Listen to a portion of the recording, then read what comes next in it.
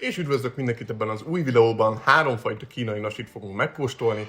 Az első egy Tropical Mix-es Sprite, a második egy szőlős barackos Oreo, és a harmadik egy Hot Pot ízesítésű Lay's. Ha minden jól megy, 2 hetente fogok érkezni egy ilyen videóval, attól függ, hogy az időm hogy engedi. Rengetegféle érdekesség volt, szóval ezt a 3-at hoztam most így elsőre. Felállás igazából a következő lesz. Mindig, minden egyes alkalommal egy üdítő, egy édes, egy sós termék.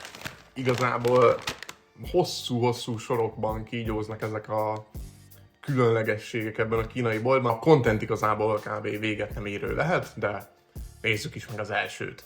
Hogyha a főételt általában sóssal kezdjük, akkor legyen mai nap ez a Lay's.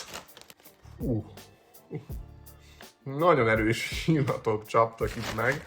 Elég durván fűszerezett. Egyszerre kicsit édeskés, sós, minden megtalálható ezen. Nagyon, nagyon durva illata van, már illatra is más, mint a magyar, de hát gondolom ott mások az elvárások. Nézzük is.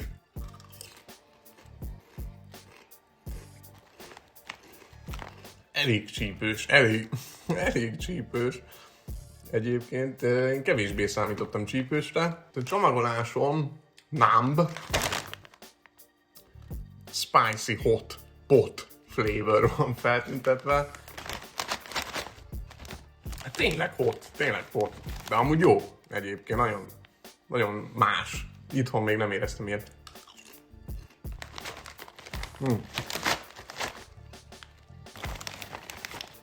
Az első az még fűszeresebb, mint a többi.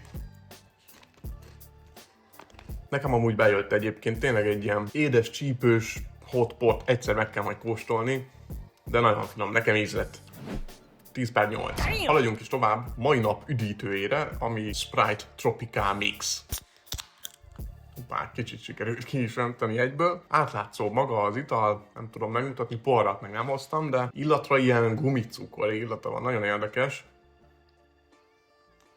Kicsit vízízű. Az elején érezni ezt a tropikát, utána kicsit lecsendesedik az egész íz, a végére abszolút vizes. Nem tudom, nekem ez annyira nem jött át. Tropical Mix. Nem tudom, lehet egy kicsit erősebb ízre számítottam. Úgy nem rossz a Sprite, inkább a 7-Up. Én azt mondom, hogy inkább a 7-Up. Van ilyen.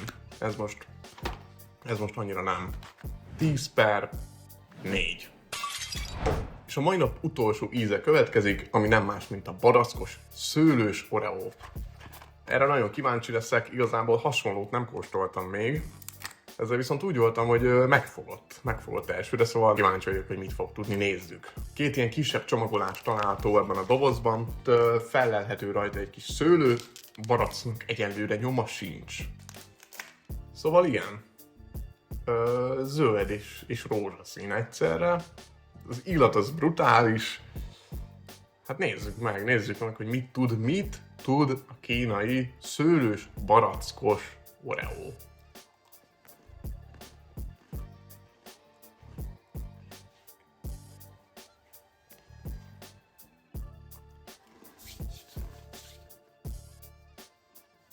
Nagyon komoly az ízvilág, főleg a szőlő dominál.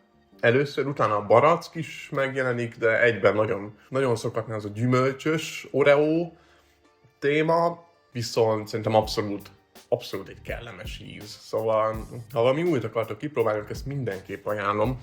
A 3 közül szerintem ez volt a legérdekesebb tulajdonképpen. Hát most feljel lefele fogom, de igazából úgyse tudjátok elolvasni az Oreón kívül. Szóval, ha ilyet látnak, mindenképp próbáljátok ki.